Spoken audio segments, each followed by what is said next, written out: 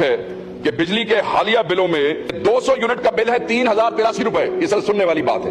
200 unit کا بل ہے 3083 روپے.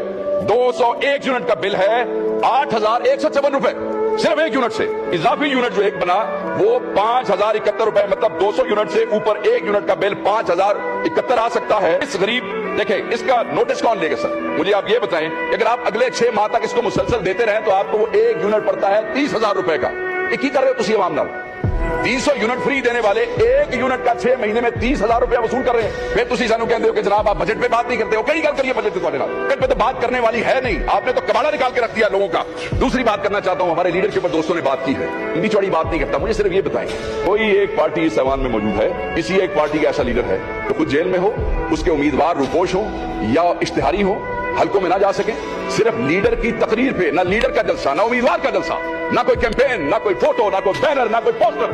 دیکھنا چاہتا ہوں کسی کا منہ کسی لیڈر کا یہاں پہ بیٹھے ہوئے. ایسی پارٹی, ایسا لیڈر جس کی تصویر کے اوپر بغیر امیدوار دیکھے لوگوں نے لاکھوں ووٹ دے دیے. صاف بات کرتے ہیں عمران خان سے مقابلہ کرنے کی, کسی کا منہ نہیں ہے اس سے مقابلہ کرنے کی. ایک عمران خان بیٹھا جیل میں ہے.